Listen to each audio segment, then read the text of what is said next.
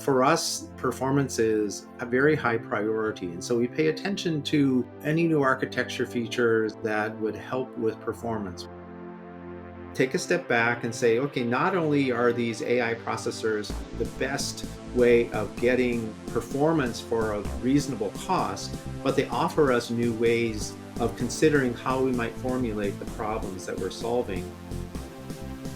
Within the software ecosystem that we've constructed already, we can handle a variety of heterogeneity in software libraries and tools and applications as we go forward.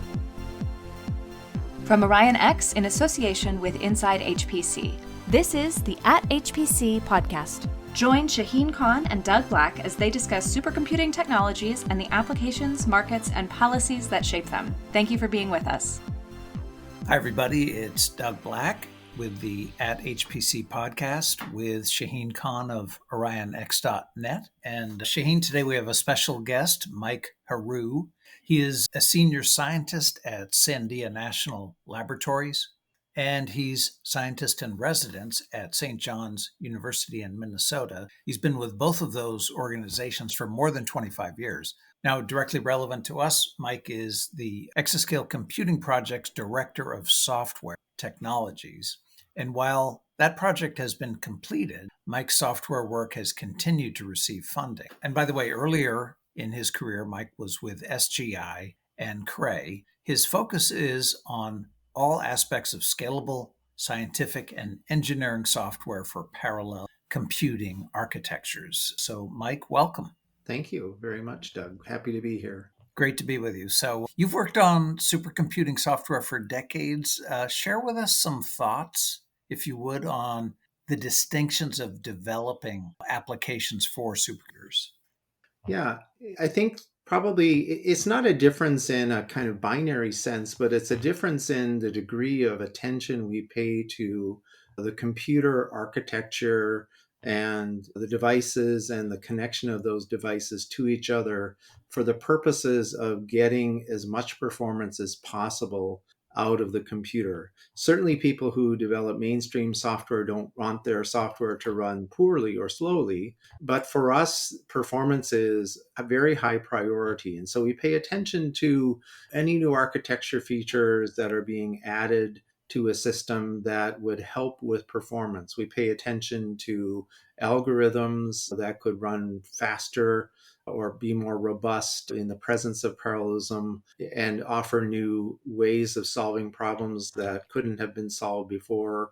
And we also care even about reconsidering problem formulation. Maybe an algorithm that was really good at giving an answer for a lower performance type machine could be replaced by something that has more parallelism inherent, more concurrency possible. So we pay a lot of attention to performance issues, again, more so than I think the average mainstream software developer would have. Certainly in some other fields, low latency is important and things like that, but it is a hallmark of the kind of work that we do. And because we care about those things, and because new systems that offer better performance usually offer it through some kind of architectural innovation or software innovation, we have to adapt our software. Not only do we have to get it to compile on a new computer system, usually also it has a new compiler or a new version of the compiler that may be a little bit buggy itself. We're also considering new algorithms and considering new problem formulations.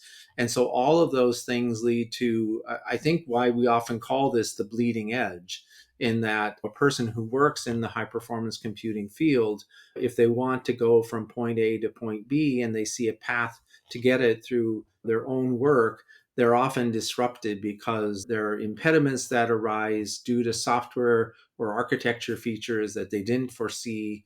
And so it may take a really long time to get from A to B because we are working in such an evolving and disruptive type of environment. Okay, so getting directly into Exascale, you began with the Exascale Computing Project in 2017. And we know a core element of ECP's strategy was the generation of capable or usable and useful exascale class systems.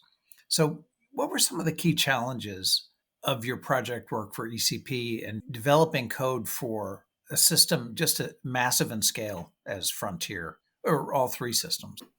So there were a few things. First of all, the notion of having a capable or useful, usable exascale class system, it has several components to it. One is we've seen supercomputers built over the years that were really good at getting a good LinPack number. And so the LinPack benchmark is a really small piece of software. It's very compute friendly relative to, say, bandwidth and in latency, and even the amount of memory you might put on a node. It's very forgiving. And so you can have a system that you build that gets really good LinPack performance results and shows up high in the top 500, but then may not be so useful in a broader sense. And it may not be useful because the computer architecture, the bandwidth and the latencies and the amount of provisioned memory you have might not be sufficient for other kinds of applications. And that's certainly one aspect of it. But the other is that the software that is needed to make the system usable by lots of different applications isn't present. And there hasn't been a budget for creating that software. It also can be that the IO subsystem, the things that you need to get data into the computer and off of the computer when you're done doing computations, may also not be sufficiently robust and fast enough to handle the data rates that are needed. And then the overall usability of the system, will it stay up long enough for you to get useful work done in between checkpoints? And so the system itself has to be really reliable and robust and be up and running on a regular basis. So these are some of the things that go into this concept of a capable or usable system.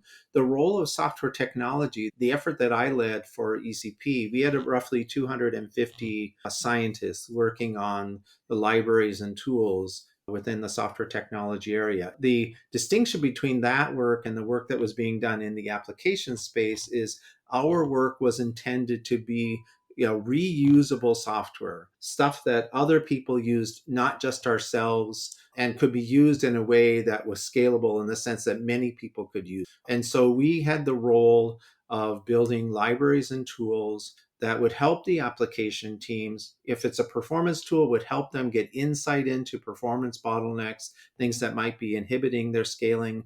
If it was a build tool, those kinds of things. If it was things like a mathematical library, like a linear solver or an FFT, those were kinds of libraries we did. If it was in the IO space, it might be an IO library that gets data onto or into or off of a system, or it could be a data compression library, because even though we built a scalable system with robust IO capabilities, the rate at which we could retrieve data into the machine and push it back out, that ratio is always getting worse just because of how the market behave. And so we invested in data compression capabilities that reduce the amount of data that you had to store and still have high fidelity in that data. And then the software ecosystem itself, we worked on container software capabilities. We invested a lot in SPAC, which is a package management system that has become very popular in the high performance computing world. And then we had the kind of the collection of all our capabilities into something called E4S, which is this curated portfolio of software that we use to support all and deliver all the capabilities that we produced in the software technology out to the users, out to the world that wanted this kind of software. Mike, you pointed out some of the gap in performance IO versus processing. I think that has led to looking for ways that exercise the CPU more than others because it is actually faster. Compression, I guess, is an example of that, where you use computational power to reduce the load for IO on both ends. Do you expect that to continue when you look at the outlook of various roadmaps? Are we going to continue to see such a big gap between processing speed and then memory access, albeit HBM is like trying to address a little bit of that, all the way to IO, which has always been a problem? Yeah, I don't see any kind of disruption that would make that kind of work easier to do. Of course, we see now in our hardware, our GPUs are really AI processors. And so they present to us opportunities for low precision hardware arithmetic. And that helps with data transfer performance, things like that. But then you also have to have algorithms that can tolerate lower precision arithmetic.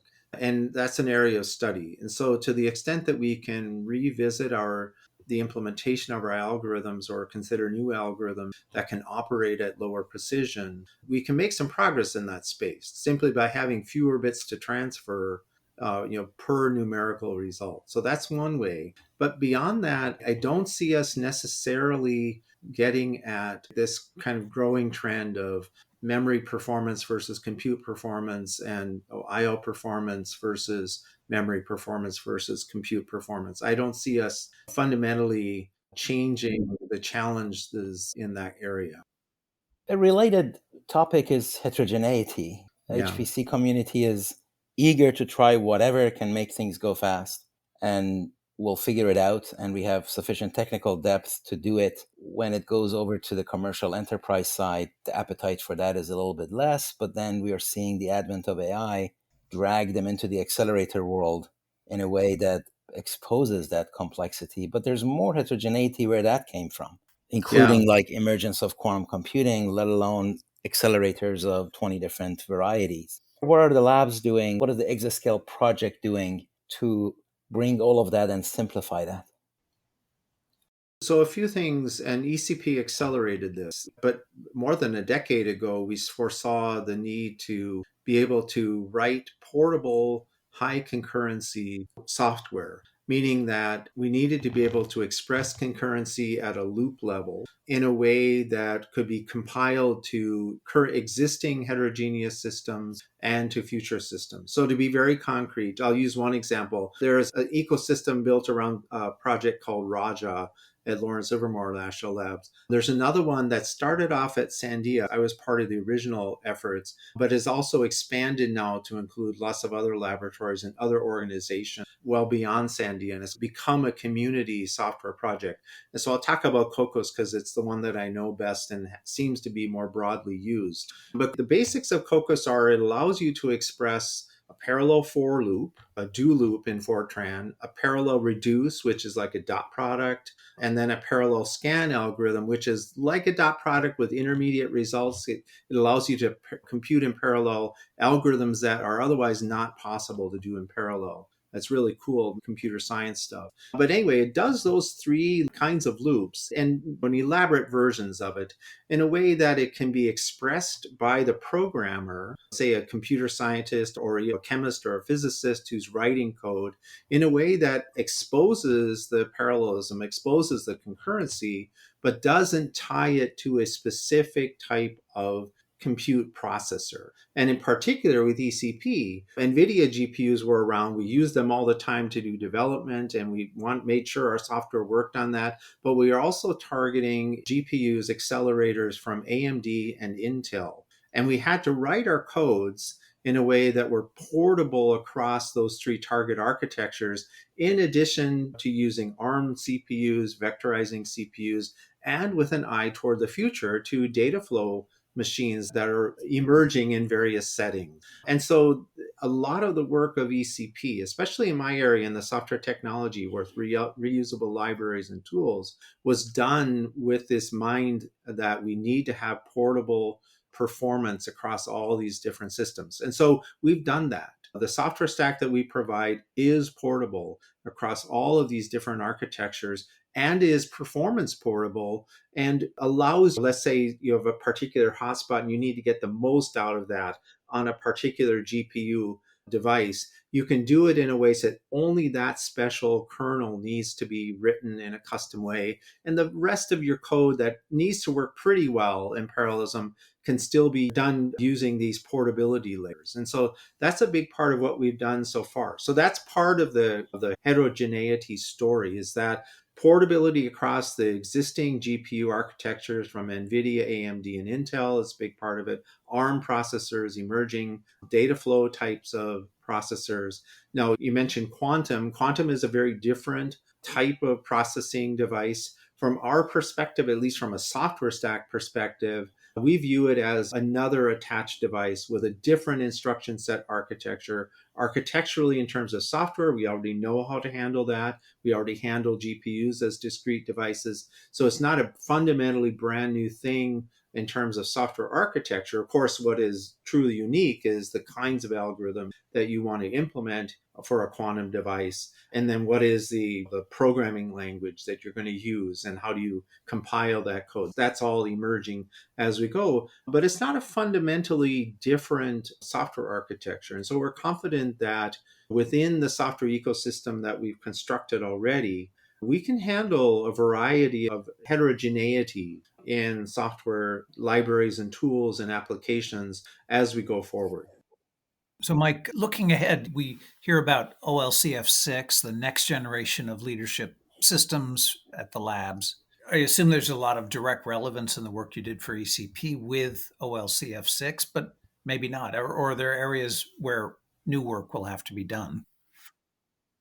I'm sure there'll be new work that has to be done simply because even if it's along the same path as what Frontier was, there's always new work to be done. In part because a lot of the performance will probably come from increased demands for parallelism because we're still limited by the speed of light and our latencies aren't improving in any real way. And so more concurrent execution, more parallelism is the way that we get performance from these machines. It'll be really interesting though, because the emergence of AI means that we have opportunities in the scientific computing area to take a step back and say, okay, not only are these AI processors the best way of getting performance for a reasonable cost for our traditional double precision computations and even single precision computations, but they offer us new ways of considering how we might formulate the problems that we're solving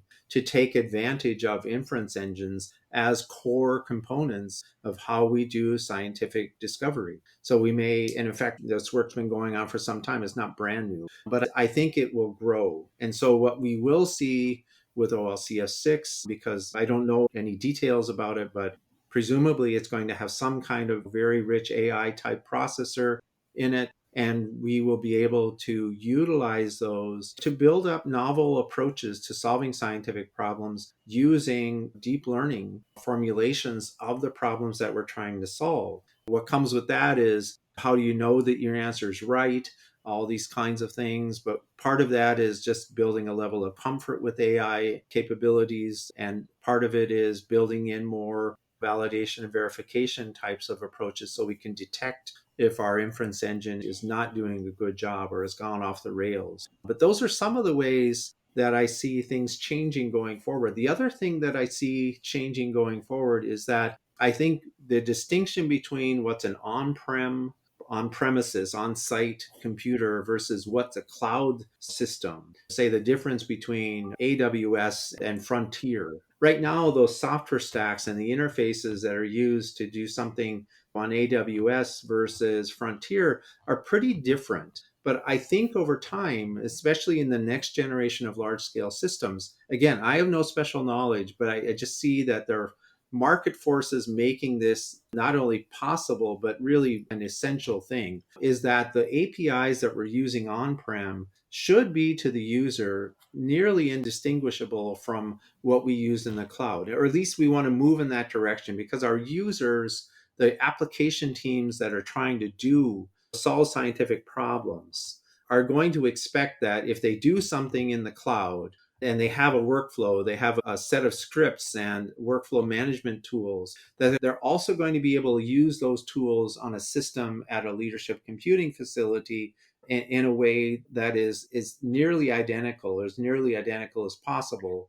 And that the difference between an application team using something in the cloud versus on site should be as minimal as possible.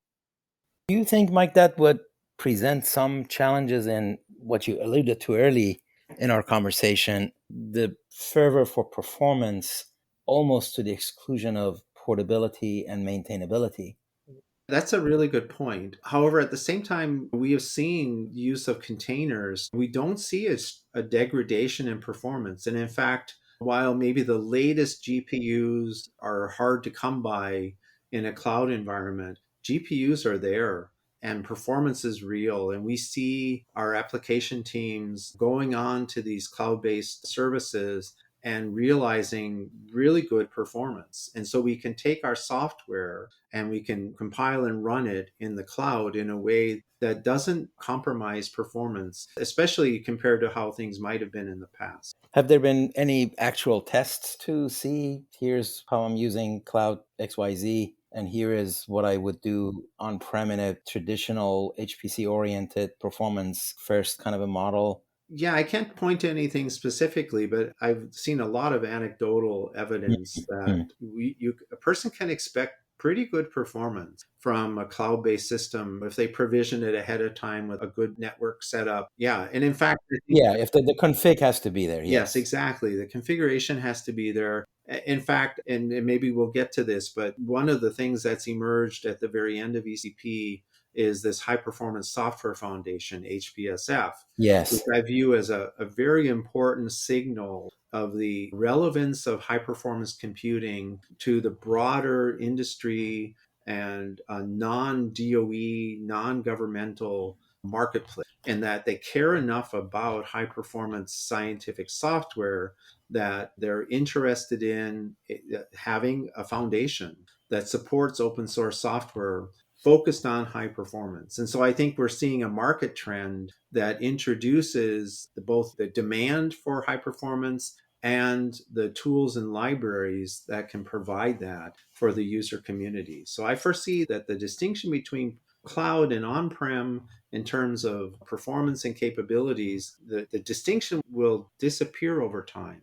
And because there is so much demand for high performance. Mike, tell us, why don't we get into for a moment? We know the EC project has been completed, Mhm. but you received additional funding for the work that you're doing. Could you specifically talk about that project work? Yeah, sure, sure. Yeah, the project is called PESO. It's a bit of a tortured acronym, and it stands for Partnering for Scientific Software Ecosystem Stewardship Opportunities. And so, what the Office of Science, the Advanced Scientific Computing Research Office, decided to do as the exascale project was completing was they certainly were committed to stewarding and advancing the ecosystem that was developed under ECP. And so that means the libraries and tools, the applications that were developed, and then the software stack, which is E4S, along with a very capable set of features from SPAC, all of which were developed during the time frame of ECP. And so there is an effort going on. Now, this effort is much smaller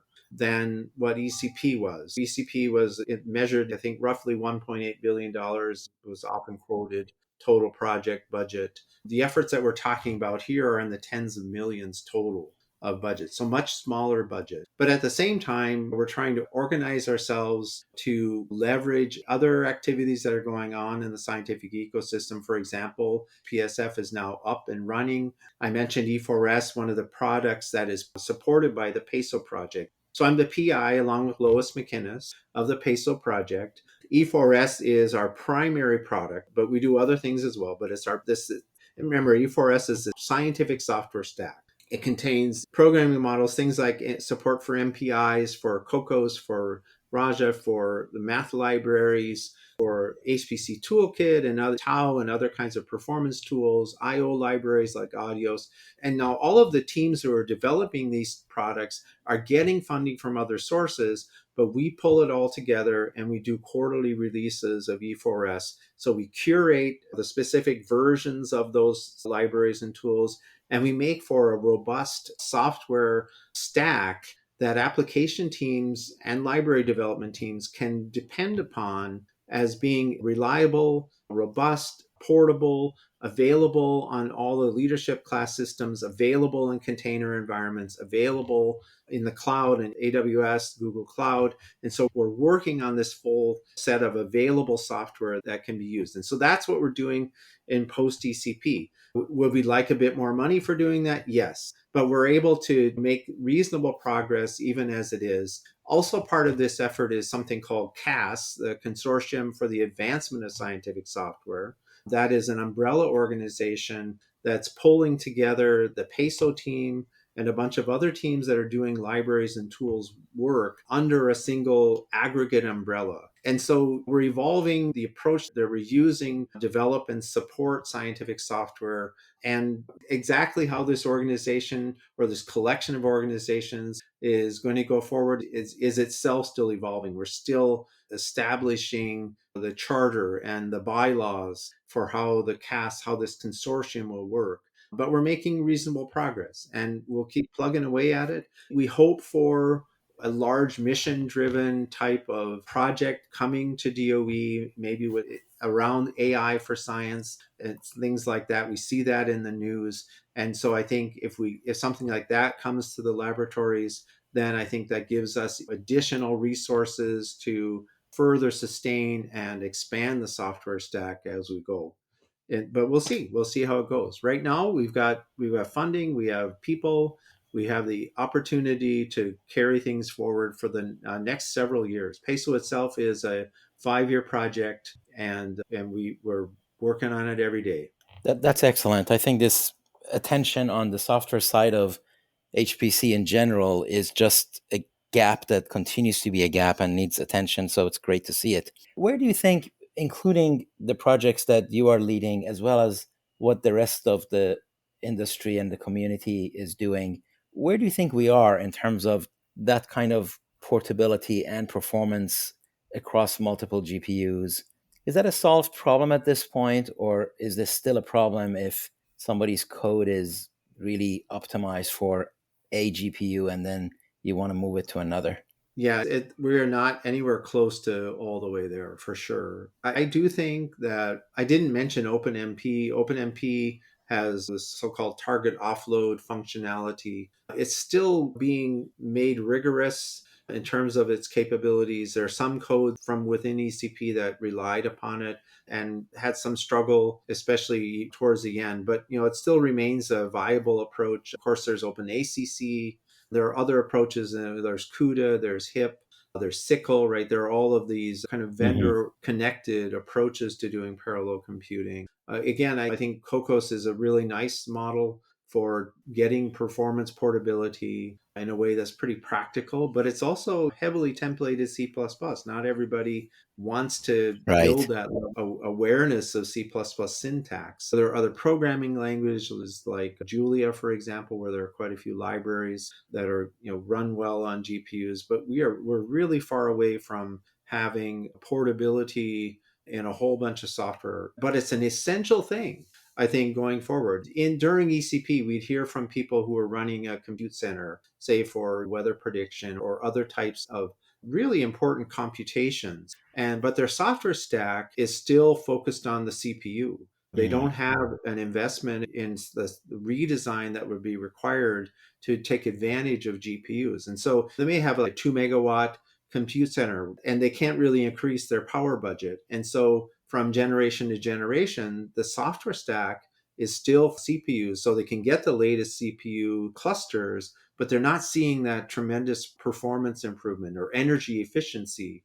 improvement. And so until they can find a way to migrate their software stack to some kind of accelerated architecture, I think they're stuck in this low GPU CPU type of performance model that's going to be really hard to get away from without a big investment in a redesign of their software stack, something like what ECP did. I mean, ECP, you can think of it as just a massive lift of a software ecosystem that DOE cares about. It's not even the whole ecosystem, but a significant piece of it, from a CPU to GPU type of architectures. And now that we have that small subset of DOE software working well on GPUs, the next generation of GPUs comes along. We tweak the software, but it's going to make use of those newer GPUs. We're on a new commodity performance curve and energy efficiency curve. And it's not just at the high end, it's at the desk side as well, because the GPU is in the desk side system all the way up Right. to the very high end. That sounds like something AI might actually be able to help with.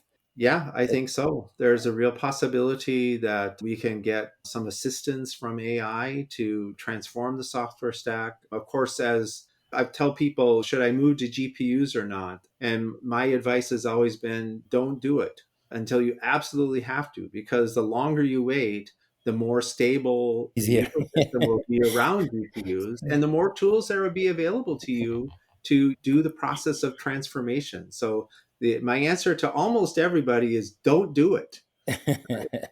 Yeah, it's a nuanced advice too. It's don't do it Yes, because you are yeah, going to yeah, have to do it. yeah. Yeah, I'm doing it, but don't do it. right. Mike, what about the experience of seeing software in operation on Frontier, this incredibly powerful system? Do you have any anecdotes or just experiences to share this software that actually got running, applications running? Yeah, well, I'd love to be able to tell you a story from the trenches, but I've said often that I used to write software back not too many years ago, real supercomputing software. And then I wrote software by email and telephone calls to my postdocs and junior staff, right? Never typing a semicolon. And for the past 7 years, I've been talking to people who talk to people who write software. Yeah. And so take what I say with a little bit of with the caution that it deserves. But yeah, I mean, it's delightful to see all of the everything come together, right? This was a massive effort involving 1,000+ people to produce the systems and produce the software, produce the applications that sat on top of it, and then the crown jewel of these scientific results from it. And to see it all come together is really truly amazing. And there are some beautiful scientific results that have come from this effort. There will be a lot more, right? In fact, I mean, kind of the tagline of the post ECP era is that it's the exascale era, right? We built these machines, we built the software, we built the applications. There are a lot more applications that we want to get to effectively use these systems, but we are in the exascale era. And for the next decade or so, we should be able to see lots and lots of scientific breakthroughs that come as the fruit of the efforts to build these systems and the software ecosystems that run on them. Mike, you mentioned data flow systems. Can you Mm-hmm. say more about, or processing, can you say more about the status of that and where you see that helping? Yeah, I can say a little bit. Again, I'm not going to say anything that's under Yes, non-disclosure agreement or anything, right? But yes. I do see viable systems that have a data flow design, meaning that data get injected into a network of connected processors and the data live within that network and flow through it as computations are performed on it. So you can think of it as like a transformation engine that takes data in, keeps it in, but spreading it across and doing lots of different operations on it before it finally leaves the networked collection of devices. And there's a fair bit of evidence that this style of architecture offers a lot of promise for some really important problems. And so I think I see that as being the next wave of type of devices that are still pretty general purpose, not totally general purpose, Mhm. but they're going to address some important problems that we haven't been able to do as well as we'd like using AI type processors, which can do really well with those problems, but they're really targeting AI, not the kinds of problems that data flow architectures could solve. So I'm really excited about data flow. I think it's, again, a nice front and a set of new capabilities in the HPC space. I mean, certainly for latency hiding, it's a great model. It is exactly right. That's exactly what the kinds of problems where latency is a really big deal. Right. And if you have sufficient data to just Yep. stream through, Yep. then you also can absorb the upfront hit. But then that starts making it sound seriously like FPGAs and Yep. other configurable approaches. So do Yeah. you see all of that kind of blending together into some Yeah. established I, model? I do. And I think it's the software. So the compilers are going to be really important as a part of this, right? Right. For anything I've seen, it's not just the hardware, it's the compiler. And the compiler's ability to reorganize the flow of computation and data movement is an important element to these types of devices. One thing we talked about was the growing overlap between Mhm. the commercial enterprise software stack and mode of operations and processes and the HPC world. And in our pre-call, I was saying that in the early days, you compiled, you linked, maybe there was a mass library, and you were done. And now it's like a vast universe of software and Yeah, it containers is. and GitHub and Spack and even when Make came about, it was like, really, I don't really need it. I can just do it. So we've come a long way. Can you speak to how that is impacting HPC software? We had a nice chat about research software engineer as a title, as a career path that has emerged, Yeah. and the impact of that on skill set, specialization, career path, Yeah. organizational structure, process, all of that is now more relevant in HPC than it ever was before. How's that changing things? Yeah, well, I think the success of HPC as a collection of enabling technologies is what leads to this increase in complexity and increase in all the different tool sets and why it's become more complicated and in fact truly complex. I mean, the behavior is more than the sum of its parts. There is complexity we can't predict until we hit it. And I just think that's a natural part of what it means to be successful as we go forward. And so I don't see it as a bad thing or somehow we're doing things wrong. In fact, it is just a sign that we're doing things right to some extent. Now, can we do a better job? Yeah, I think we can do a better job of managing our complexity, of leveraging knowledge gained in the larger marketplaces, that have more money than we do to invest in software and can maybe take a step back and do a better job at design because we're often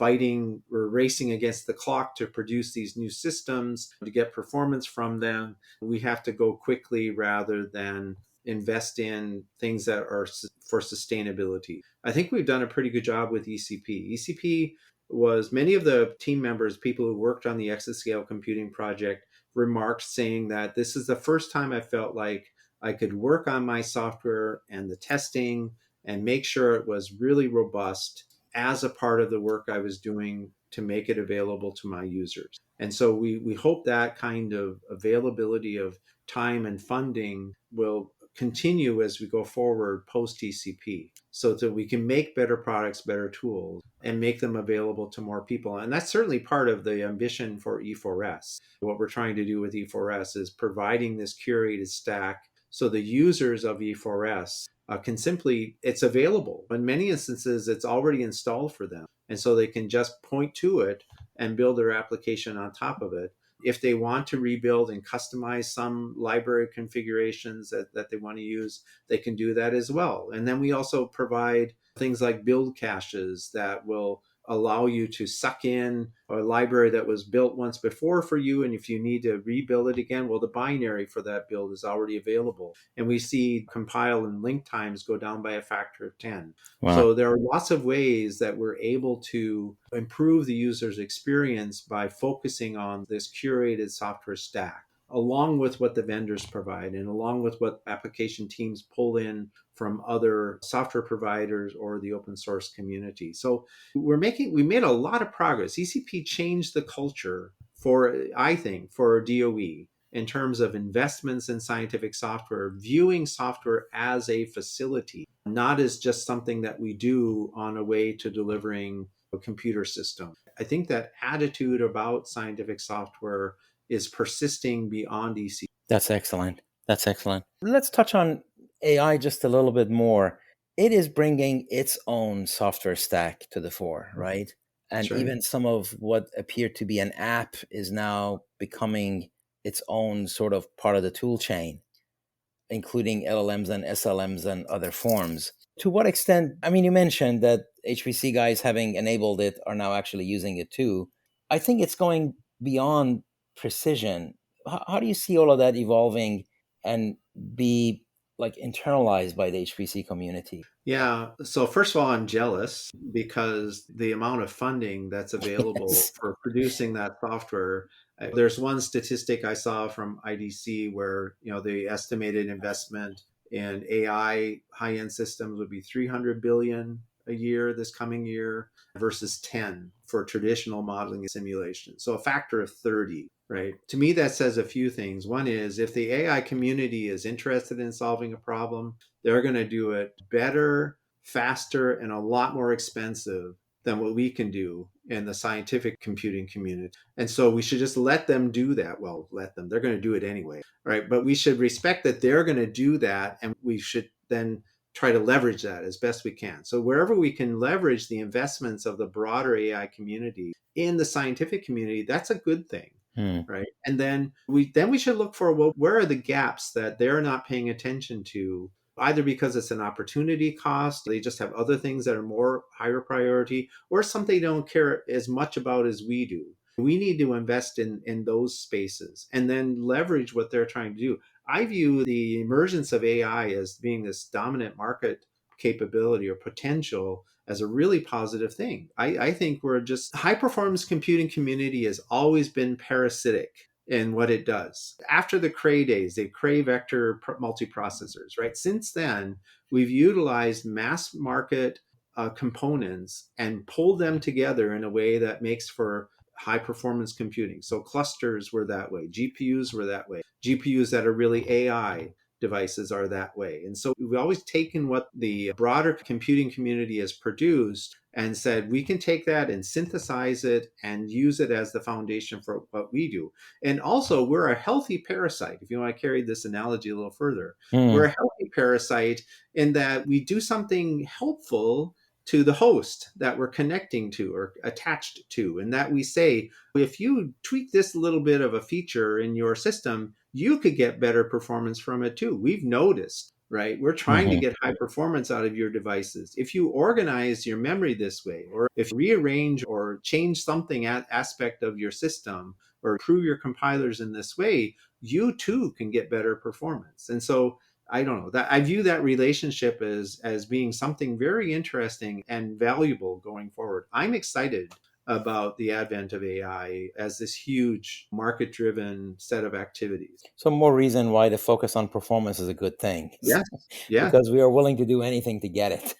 Yes, that's right. Yeah, yeah, yeah. Exactly. Mike, I might suggest the term symbiotic as opposed to parasitic. I don't know, just a thought. Oh, You yeah. know? Okay. All right. All right. I don't know. I like the word parasitic. Okay. It gets people's attention when I say it. But in a good, you mean it in a good way, though. Yeah, Right, absolutely. Yes, I mean it in a good way. Yes. exactly. Yeah. Yes. No, Yes. it does have that quality. It does get better attention for Yeah. sure. Yes. Excellent. So one other question, and I know we're pushing against the time, but if Yeah. you have time, we can. I have time. It's SC24. Where can we catch up with all of this at SC24? And if you have any particular programs that you want to highlight, we'd love to know about it. Yeah, so the Department of Energy will have its booth this year again at SC24. And so you'll be able to get a lot of information about the things that I've talked to that are DOE related at that booth. You will also see quite a few tutorials and papers that are related to the work that the Exascale Computing Project has done. We sent out an invitation to our teams at the end of the Exascale Computing Project to contribute to some special issues of the International Journal on High Performance Computing Applications. It's a journal that focuses on HPC. The response to that was tremendous. We had more than 40 articles contributed to that, all from the Exascale Computing Project teams. So that shows you the volume of work that has come out of the Exascale Computing Project. So you will see in the technical program at SC lots of papers related to the work being done that had been done under the Exascale project. You'll see it in the tutorials. You will see it in in the workshops as well, and you'll also see things like that are maybe non-traditional, like that we mentioned RSEs. There's the HPC RSE workshop that's going to be at SC24. It's been there for a few years.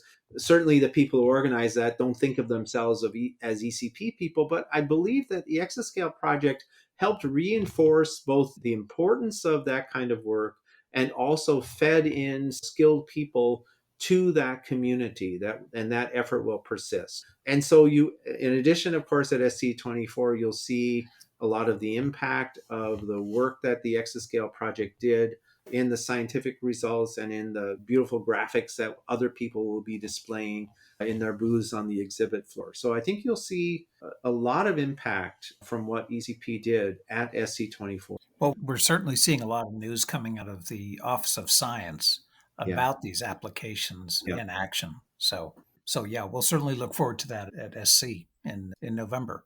Yeah. Yeah, and I just in general see Well, as you all know, I believe AI is a subset of HPC, as Yeah. albeit a really big one. Yeah. But still, it's HPC skill set, HPC infrastructure, HPC workflow, HPC culture, right? Yeah. It And is. Yeah. and having enabled it, we are now using it because that was the idea all along, the thing. But Yes. when I look at the SC24 show conference, it's still the core of it is HPC with AI kind of a quick second, right? Would Yeah. you see it that way? Yeah, I think that's true, but I think that's changing. So again, I'll mention within E4S, we actually have a fairly robust stack of AI libraries and tools. We package things like TensorFlow, Horovod, the distributed layer that sits on top of the device layers, which is hard to install. And so the fact that we curate those libraries and tools into an integrated stack, it can be meaningful to some people, right? And so I think what we'll see as time goes on, that the distinction between what's AI and what's HPC, it'll blend. I'm not sure the distinction will be as easy to perceive as we go forward, and especially as scientists start to learn how to use AI approaches for scientific discovery. Interesting. You just gave me an idea, but do you remember those old commercials of Will It Blend? YouTube Yeah, maybe. videos? Yeah, yeah, I'm like thinking, yeah, will yeah. it? Vinegar and water. Is that No, they actually had an actual blender. And then okay? I don't know whether it was, I think the guy who did it was being paid to do it or something, Uh-huh. but he would throw anything in the blender. And the Oh wow. question was, Okay. will it blend? So he would buy a brand new iPhone and throw it in Oh, there and see if it oh my blends. Oh my God. Yeah. Right. No, I don't think I've seen that. It, That'd it was pretty be funny. And horrifying. I bet it was. Yeah.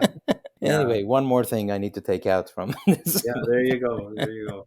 Yeah. I don't know. To me, I think HPC and AI will blend bananas and strawberries in a smoothie. It'll be Beautiful. better than either one alone, I think. Excellent analogy. Yeah. Very Yeah. good. Good stuff. Okay. All right. Thank you, Mike. Pleasure Yeah. to have this My pleasure. conversation. Yeah. Look forward Yeah. to catching up with you in person at SC.